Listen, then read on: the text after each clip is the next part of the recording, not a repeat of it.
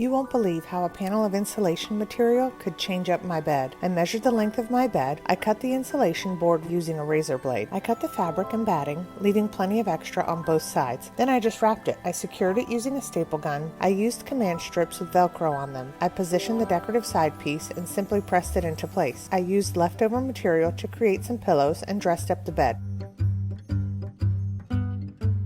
I started by drawing some lines onto my window, and then I started to embellish the lines, and I started to draw straight lines down the center of my window. Now it was time to draw shapes at the end of all of those straight lines. At the top of all of the lines, I made little bows, and I started to add little dots for snow all around the window.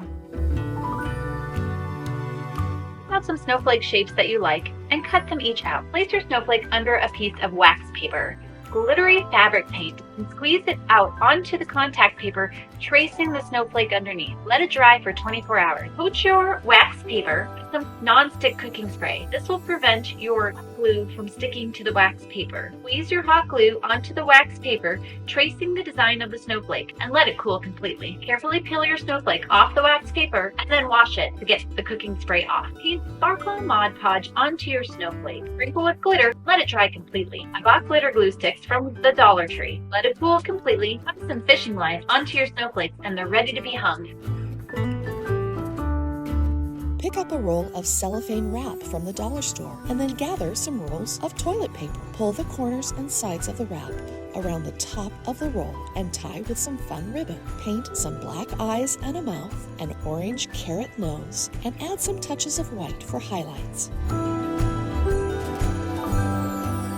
What I want to do is take my small tubes and I want to fold them in half and smooth out these edges. And I just want to cut off little strips of my tube until I have it all cut apart. And I want to use a piece of wax paper. Now to assemble my snowflakes, I want to start with a big dollop of glue right in the center. And then I'm going to start sticking in the edges of my paper tube. Now I want to start building up in between these sections. And now I want to add a little sparkle to my snowflake.